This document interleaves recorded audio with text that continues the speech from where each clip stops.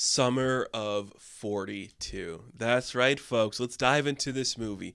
This one I needed to talk about. I don't know why, I don't know for what reason, but this movie really speaks to me. I have seen it twice now this year. And I was like, do I do it now on the channel? Do I talk about it later? It just came time where I was like, I gotta stop putting it off. I gotta get my thoughts on this movie out there.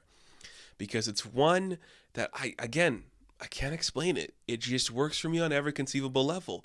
The lead character really speaks to me and works for me and is talking about something that I connect to and understand. And I think that's really cool. I really would hearken this movie to anything else we've covered on the channel. It's the most like The Last Picture Show in terms of things that I like in a movie and in terms of things that I really respond to in this type of movie. It's about a couple of kids. They are 14 years old, going on 15, etc., etc. And their parents, while on summer vacation, they take them to, just some island somewhere. I can't remember where they say it is, but they just like go out there and have fun. It's the summer of 42. There's a war going on overseas. What are these kids going to do except like, run around a beach trying to like chase some girls around, get some action going on, find a book that one of their friends' parents has about sex and read it like secretively in just like a random abandoned building. That's what this is. It's just kids from an era that I don't understand. And I love that in a movie. I always find it so fascinating. And it's such a dumb thing to think about. But just seeing young people like existing in a space where I was young. When I was young, it was in the 2000s and the 2010s. Very different than what these kids were doing in the 40s. I wasn't running around all the time. I mean, yeah, I ran around. I wasn't like a latchkey kid, though, who just came and went whenever. But I didn't like just go to a beach and not do anything or play the harmonica randomly and just exist in random places. It's just so interesting to think about that and look at that kind of stuff and how that all plays out. So I love that. Just like the small town vibes of there's nowhere to go, there's nothing to do, and suddenly your whole world is just endless time on your hands. What are you going to make of that? What are you supposed to do with that? You have three friends. You have Oski, who's kind of like, I'm going to score some chicks tonight, guys. We're going to have fun. Whoop, whoop, whoop. You got Benji, who is just kind of a dorky one. He's got glasses, and he's like the third wheel to the friend group. And then you have the lead in Hermie, and Hermie is just like your typical kid. He doesn't really know how to talk to adults. He doesn't know what to do with a girl. He just knows you be polite, you be respectful, and that's all you got to do. And that's going to get you somewhere, maybe somewhere. And this is from an older Hermie narrating the events that changed his life, which just happens to be when he met an older girl, took interest in him for a minute, and if you have followed this channel at all, that's my favorite type of story. I really respond to that. Hermie was just a character I understood right away. Just, I don't know, your friends are being loud and weird, pushing each other, doing stuff. You're getting pissed off that they're always around. So sometimes you just want to like walk away or do something. Or just like, I need to get away from this and figure out something else. And as they're just doing that randomly, they're just boys being boys, they stumble across this couple. And they're married, and the husband is going to go to war. But he's got a pretty cool wife, and her name is Dorothy. And instantly, from the moment he lays eyes on her, Hermie is kind of interested in this Dorothy. But he doesn't talk to her for a long while. The boys go do their boy stuff. They talk about girls and sex, and we'll have to eventually talk about some stuff in this movie that happens. We'll get to it, and it might be an interesting conversation. I don't know. I definitely think my perception on this film is different than somebody else's because I am a man, and I imagine if you are a woman, maybe this movie is going to play different for you or feel different for you. But I don't know. I think it works pretty well. Like, I don't think Dorothy's not a real, like, I think Dorothy is a fully realized character who has real motivations and tendencies, and all the stuff that happens throughout the piece, like, works with everything we see from her.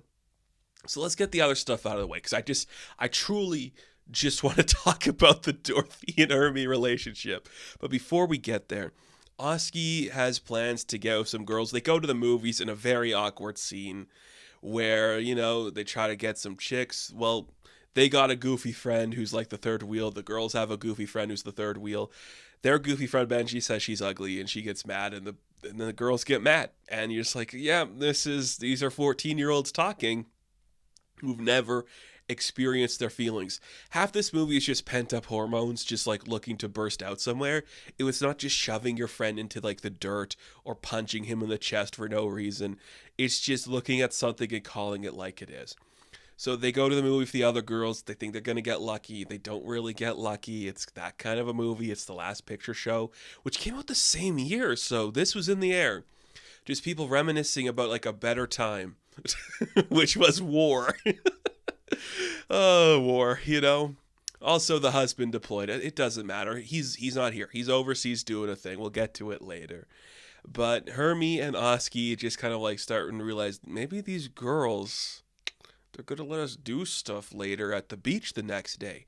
So we got to get Benji's mom's book and learn how to foreplay and kiss and fornicate. It's silly. And what I really like is just the way Hermie responds to everything going on in that aspect. Because he's just like, this leads to making kids, and I am not ready to be a father. Like, yeah, this is how a child would react to this stuff and feel about this stuff. I love Hermie so much. He's just so nice and pleasant and doesn't have a bad bone to say about anybody. He just experiences things around him. And even when he's like on the beach with his girl and Oski's with the other one and they're kind of hooking up and he's just there like, oh yeah, this is kind of nice. They got a nice fire. I don't know what they're doing. They're being weird. Look at the stuff going on. He's just a nice guy. But all of that falls apart the moment he gets to be alone with Dorothy. Because randomly, when he storms out of the house, just being angry at the world, just pent up frustration, he runs into Dorothy, just unable to carry her bag of groceries. It's so obvious. And this is where I kind of go like, I think I understand what we're doing here. Again, I'm not going to be 100% certain. I think what we're saying about Dorothy is she is somebody who wants to be around other people, who needs some social interaction in her life, because when we see Hermie offer to help carry the groceries, she's really into it. They take longer to get home because of that. They stop for flowers. They stop at like the post office. And when they get in, she gives him coffee. They chill for a minute. She doesn't want him to leave right away, but he also doesn't know what he's doing. He is saying things and acting exactly as, a young man would in that situation. I say young man. He is 14, and this is an old woman. This woman is so old, she's 23. And I know it's just, that's an age difference, and it's problematic, and we'll get to that in a minute. But just to hear Oski and Benji constantly refer to her as an old woman, and she is 3 years younger than me, is just a lot to process when you're not expecting it late at night. You're just like, oh, am I old? Am I out of touch? No, it's the kids that are wrong, right? But no, that was crazy. And the actress is 23. And the actor playing Hermie is younger than her. I think he's older than 14 though. So it's yeah, you get it. But she doesn't want to be alone. She wants him to come back, help her take some boxes up to the attic, and that's where he gets like his first glimpse of her wearing like nice clothing. Like he can see her belly, and it's like, ooh, that's going to mess him up. And he starts shaking on the ladder because he's a kid. And what are you going to expect from that situation? It's just really fun and really awkward, and you buy it so much because their chemistry is good. He is just a kid who knows if I'm polite, that's all I have to be. Even if I don't know what I'm doing, I could just show up and be nice, and that'll be something, won't it? And it kind of is. And then all that's going on, okay? We'll get to the big stuff in a minute here, but we just have to talk about the filmmaking of this movie because it's incredible. There's an incredible score, just so amazing with great piano keys and just like this longing and desperation to every single thing going on. There are so many great zoom ins and zoom outs, just fluidity to the camera that I almost feel like we're allergic to today. Like, if we were to make this film today, we'd cut so much in specific scenes, we wouldn't hold on the sequence of the three boys leering over this book for a full minute. We would cut that numerous times, so we just hold on it for so long. We never make this movie today because of woke or whatever, but it's just, you know why we wouldn't make it today, but it's just crazy. I just love the way we hold on shots, the way the camera moves, the way we have such dried colors to everything where it looks faded and matted and it's just dusty and there's nothing going on. It's just so dusty and it's just so windy and sandy and just sand, gross. And this is kind of based on true events. The screenwriter says something happened, this similar-ish, in a way-ish, which I'm like, no, it didn't. Nothing happened this way because this way is weird and stupid, and no, it didn't. But it just makes you think, like, yeah, this is a tale as old as time. A young boy just being so fascinated by one particular woman or girl that they could turn that experience of either being with them or not being with them into a movie. And that is just accurate as hell. Any guy watching this will tell you we all have that one woman or that one girl from any point in our lives that you still think about from time to time. Not even like the one that got away, just like that one person that's always on your mind that will never quite leave you, that you're like, if I were to truly write this down, it would be so self-indulgent and stupid. I'd look like a narcissistic asshole, but I think it's beautiful. We all got that. And to this guy, to Hermie, it's Dorothy. He's nervous every time he's with her. He thinks he's going to get lucky, so he needs to go buy condoms in a hilarious sequence where he goes to, like, the drugstore, doesn't know how to talk to the clerk because it's, like, an old guy. So he's like, oh, I need to get an ice cream. I want an ice cream. I need to get cigarettes for my dad. Just completely losing his confidence in every sequence. But eventually we do get to the climactic moment that is worth talking about. Now, there is a talk going around these days about the role of sex in movies and film and everything, and people thinking there's too much sex or there's not enough sex or whatever. I'm very comfortable with sex in a movie. I think it's important to a story. If that is what you are telling, you should be allowed to show it. You shouldn't have to hide that part of a character or that story because it can matter. A sex scene can matter as much as a fight scene, and if you want to get rid of one, you should get rid of the other. This is going to be an interesting conversation to have for this very big sex scene at the end of the movie. The age gap is noticeable. The important thing to note is that we don't actually see any nudity, and there's nothing that affect. It's also important to note this is from 53 years ago. So things were different back then, and we did things differently, and I don't want to hear anybody upset about that. I don't want to hear anybody complaining that I think this is one of the most beautiful and intimate sex scenes I've seen in a movie, maybe ever. I could teach a film course on the way this sex scene, this entire 12-minute segment is framed and choreographed and lit and acted, because I think it is brilliant. When Hermie comes to her house and she's nowhere to be seen, and her record player is scratching, and there's booze all over the counter, and there's cigarettes that aren't put out yet, and he reads the letter. He doesn't pick up the letter right away. He reads it and then looks at it, and then Dorothy comes out, and we find out that her husband was killed in the line of battle. She's vulnerable, and he's in a situation where the one thing he's wanted is now more than ever within his grasp.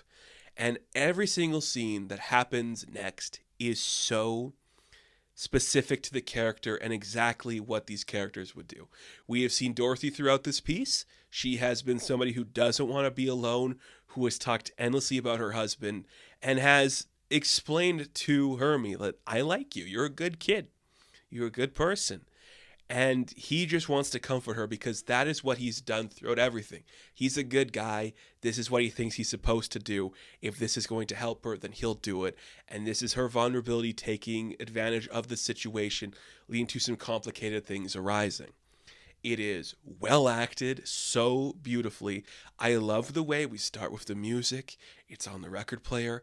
It scratches out, it fades out, and all we are left with is the sound of the ocean waves hitting the sandy beach and the wind slamming on the windows just as they start to slowly dance and move their hands in different places, and she leads him to the bedroom. It is intimate. It is an entire sequence where we are panning around the two of them dancing, and the lighting takes them both in and out of shots, in and out of frame, to showing you their vulnerability. He's crying for her, she's crying for her husband. It is beautiful and intimate and exactly the kind of thing that would stay with you as a young guy, where you're like, this was a woman I was so infatuated by. I would do anything for her. I was in her weakest moment, and the one thing she needed was human companionship, and that's what I could provide. So that's what he did. And it's beautiful, and it's intimate, and it's quiet, and they take turns taking the lead, and you're like, that's exactly what it would be. He has a plan to what he wants to do and what he should do, and what she needs from him is what she knows she needs from him. It is really well done, and I think it's an important scene that is necessary for this movie because it has to leave the impression on Hermie that this is something he'll never have again. And that's what this is. And when it's just done, she gets out of the bed, she puts on her robe, she stands on the porch and just says goodnight. And then the next day she's gone, vanished into the night, leaves him a note saying, I hope you figure out why this happened. If you don't, I'm sorry. And it's beautiful. And it just kind of wraps up with just Hermie just alone with his thoughts and the older version of himself narrating like, yeah, we just kind of grew up differently back then. And when we figured out what everything was, it just felt different. I think I lost a part of myself that day because I could never experience something like that again. And I'm like, yeah, you're right. You couldn't. That is literally something that represents the loss of your innocence, the loss of your youth. And that's what you just had experienced. And that's kind of crazy. That's kind of crazy. It's pretty freaking sick.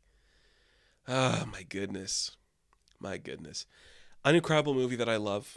I do love this movie. I love the atmosphere it sets up. I really buy the relationship between the friends and the chemistry between Dorothy and Hermie. I really do believe it. I think it works well. This movie has everything going for it, and I think all of it works effortlessly. It's one of my favorites. I just understand this character and the way he behaves because I've been there, man. I get it. It's really believable. Even if it's 51 years ago and even further back when you look at the time it's set in. It's crazy. Summer of 42. It's pretty sick. So that's going to do it for this episode of Classic Tales. Thank you all so much for watching. Be sure to like and subscribe to the channel. As always, you can check me out on Instagram, TikTok, and Twitter. And of course, I will catch you in the next one. Have fun. Stay safe. Good luck.